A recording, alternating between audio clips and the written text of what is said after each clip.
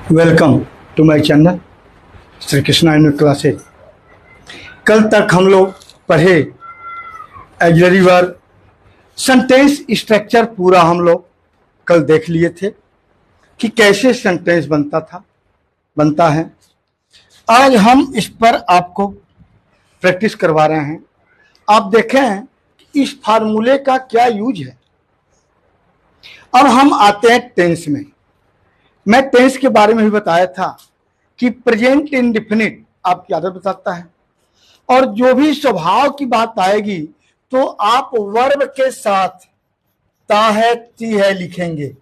ता है, ती है, ते हैं, ता हूं, ऐसा आप लिखते हैं। जब मैं ऑक्सिलरी वर्ब का चार्ट बनवाया था, पीछे आप दूसरी वीडियो जाकर पीछे देख लीजिएगा, डू का यूज। तो डू के फॉर्म मैं बताया था, ये ह बताता है प्रेजेंट, थ बताता है पास्ट, ग बताता है फ्यूचर। इसका मतलब यह हुआ प्रेजेंट इंडेफिनिट टेंस। कार्य की दशा क्या है? आपकी आदत सांप मारते हो, पत्र देते हो, पेन देते हो, पढ़ते हो, लिखते हो, जो भी है आप ऐसा करते हो। तो डू के फॉर्म में हम बताए थे आपको कि डू का जो फॉर्म होता है वो किसी भी अफर्मेटिव में यूज नहीं होता। अफर्मेटिव में यूज नहीं होता। तो जब डू अफर्मेटिव में नहीं यूज होगा तो जो उसका फॉर्म है वही हम मेन वर्ब से लेंगे। तो डू के फॉर्म में कौन कौन से बताया था? डू ए प्रेजेंट बताया था, डिड कहा था पास्ट, और डज कहा था यस या ईएस फॉर्म। मैंने आपसे कहा था। तो प्रेजेंट इंडेफिनिट में बताए थे, लिखाए थे डू और डज का यूज होता है। जब वाले फॉर्म ही शी इट या सिंगुलर नाउन के साथ मैंने बताया था यूज होता है। जब हम इनका यूज नहीं करेंगे तब हम वर्ब के साथ यस या ईएस लगा देंगे, और यहां तो कुछ करना ही नहीं, वर्ब का फर्स्ट फॉर्म। यानी इस ऑक्सिलरी वर्ब का काम हम मेन वर्ब से लेंगे। किससे लेंगे? मेन वर्ब से लेंगे। अब आइए, मैं एक सांप मारता हूं। कौन मारता है? मैं, आई। अब ऑक्सिलरी वर्ब नहीं लिखेंगे तो मेन वर्ब लिखेंगे। कौन सा कार्य हो रहा है? मारने का। तो किल मीन्स मारना, और आई के साथ वर्ब का फर्स्ट फॉर्म। केवल ही शी इट सिंगुलर नाउन के साथ यस या यस लगेगा, और सबके साथ वर्ब का फर्स्ट फॉर्म। क्या मारते हो आप? सांप मारते हो। सांप काउंटेबल है। एक तो लिखा गया है, नहीं भी लिखा रहता तो भी आप लिखेंगे अ स्नेक।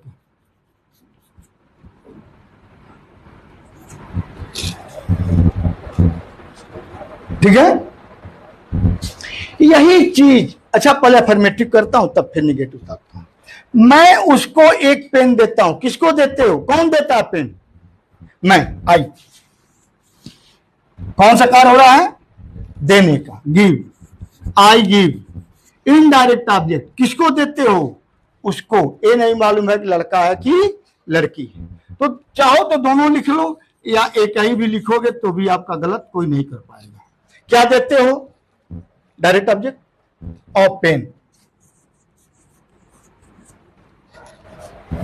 Okay, next. तुम उपन्यास पढ़ते हो। कौन पढ़ता है? तुम, you. Read a novel. Okay, मैं राधा को एक पत्र लिखता हूं। कौन? मैं, आई राइट। और क्या दो तरह कर सकते हो? I write a letter to Radha, या I write Radha a letter.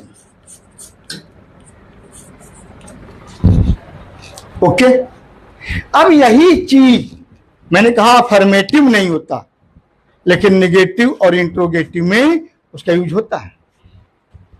तो जब ऑक्सिलरी वर्ब आ जाएगा तो मैंने कहा था किसी भी इंडेफिनिट में वर्ब का फर्स्ट फॉर्म। कहा था जब यह लग जाएगा, डू या डज लग जाएगा, तब हर जगह वर्ब का फर्स्ट फॉर्म, तब यस या यस नहीं लगाएंगे।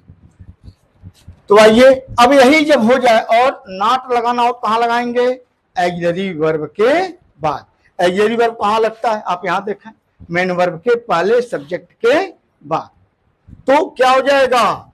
आई do not kill a snake.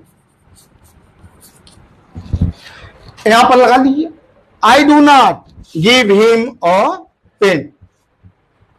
ठीक है?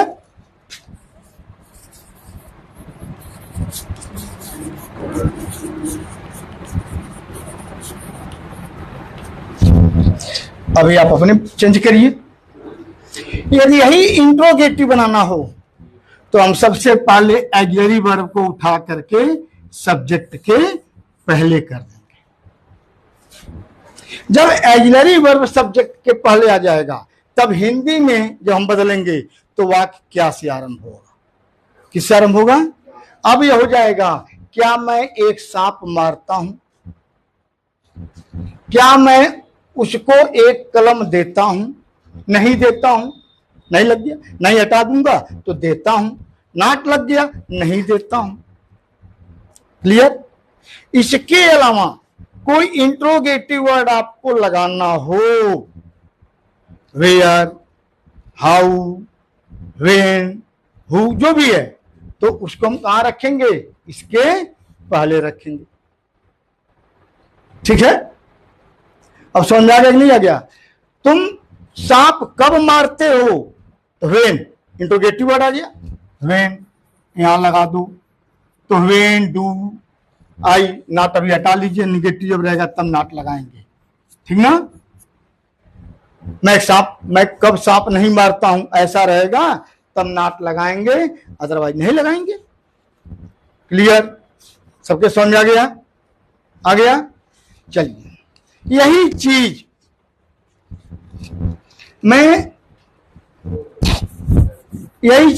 मैं पास्ट इंडेफिनिट में अब चेंज करता हूं। कैसे? यही चीज अभी प्रेजेंट था, यदि यही चीज पास्ट हो जाए तो और कुछ नहीं बदलेगा। ये जो ह का फॉर्म है यही थ का फॉर्म हो जाएगा।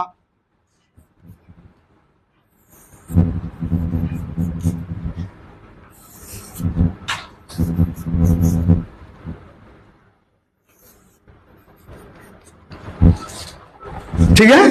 पास्ट हो गया तो ह की जगह पर थ हो गया। ठीक? यह ऐसे भी हो सकता है, मैंने एक सांप मारा, ये से भी हो सकता है। मैंने उसको एक कलम दिया, मैं उपन्यास पढ़ा। ठीक है? ये से भी हो जाएगा, लेकिन ट्रांसलेशन पर कोई फर्क नहीं पड़ेगा।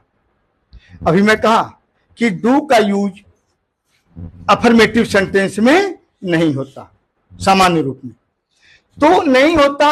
और अभी मैं कहा था कि जब पास्ट हो जाएगा तो पास्ट कोई भी हो हमेशा सेकेंड फॉर्म। कौन सा फॉर्म? तो डू का सेकेंड फॉर्म अभी मैं बताया क्या होता है? डिड। ये कहां लगेगा? केवल निगेटिव और इंट्रोगेटिव में, अफर्मेटिव में नहीं लगेगा। जब ये नहीं लगेगा तो डिड सेकेंड है तो क्या लग जाएगा इसकी जगह पर? वर्ब का सेकेंड फॉर्म। यदि डिड लग जाता तब हम वर्ब का सेकेंड फॉर्म यूज नहीं करते। पीटो उसको एक वाचा। तो तब हम वर्ब का सेकेंड फॉर्म यूज नहीं करते, लेकिन जब यहां पर डिड नहीं है तब हमेशा वर्ब का सेकेंड फॉर्म यूज होगा। आगे बात समझ। अब यहां मैं एक सांप मारता था या मैंने एक सांप मारा, सब कुछ जैसे है वैसे, बस केवल ऑक्सिलरी वर्ब का बदल जाएगा। काम आपका हो गया। देखें सब कुछ तो वही है, सब्जेक्ट, डायरेक्ट, इनडायरेक्ट, ऑब्जेक्ट, जो भी है सब कुछ हुआ है ना। ऐसे देखें यहां पर इजी हो जाएगा आपके लिए। केवल जब ऑक्सिलरी वर्ब बदलेगा, मेन वर्ब बदलेगा, तो इंडेफिनिट है तो मेन वर्ब बदलेगा नहीं। केवल ऑक्सिलरी वर्ब बदल दीजिए, तो ऑक्सिलरी वर्ब यहां लगेगा नहीं, तो क्या बदलेंगे, मेन वर्ब। क्या बदलेंगे, बस अब क्या हो जाएगा बेटे, आई किल्ड अ स्नेक। ठीक है, यहां गिव सेकेंड फॉर्म क्या हो गया, I gave him a pen. You spelling वही रहती है, प्रोनाउंसिएशन अलग होता है, रीड रेड रेड, तो you read a novel. I wrote, यही ना। अब इसको आप लोग खुद बदलिए, कुछ नहीं बदलना, कुछ सब कुछ है। यही चीज निगेटिव हो जाए तब क्या करेंगे आप, अभी बताया कि निगेटिव डिड का यूज हो जाएगा, तो कहां लगता है डिड, एग्रीगेटिव वर्ब है ना, सब्जेक्ट के बाद। तो इसमें सब्जेक्ट क्या है, आई यू, यही सब्जेक्ट है। इसके बाद हम लगा देंगे डिड नॉट, और जितने भी वर्ब थे इनको कर दीजिए फर्स्ट फॉर्म, बस हो गया। क्या हो जाएगा, I did not kill a snake. क्या हो जाएगा, आई डिड नॉट किल, अब वर्ब का first form, kill a snake. I gave, क्या हो जाएगा, आई डिड नॉट, अब गेव का क्या हो जाएगा, give him a pen. Okay, इसको आप लोग खुद चेंज करें। यही चीज अब जो मैं ऑक्सिलरी वर्ब लगाया हूं, इनको मैं पहले कर दूंगा तो वाक्य क्या से आरंभ हो जाएगा। ठीक है, नाट हटा देता हूं तब ये निकलेगा, क्या मैंने एक सांप मारा, और नाट लगा दिया तब होगा, क्या मैंने एक सांप नहीं मारा।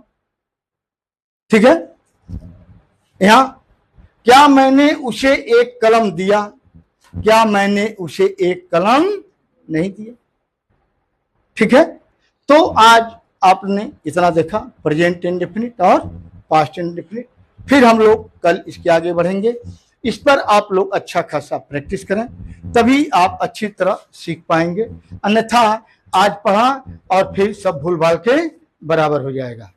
आप जितना ही एक्सरसाइज करेंगे, जितना ही रिवाइज करेंगे, उतना ही आपको आएगा। इसलिए तो बार बार कह रहा हूं कि पढ़ाई थोड़ा कम करिए, काम चलेगा, रिवीजन में कमी नहीं होनी चाहिए, रिवाइज अधिक होना चाहिए। ठीक है, तो आप सब्सक्राइब करना, शेयर करना न भूलें प्लीज। बार बार मैं कह रहा हूं कि यदि आपको अच्छा लग रहा है तो शेयर करना, सब्सक्राइब करना न भूलें। थैंक्स।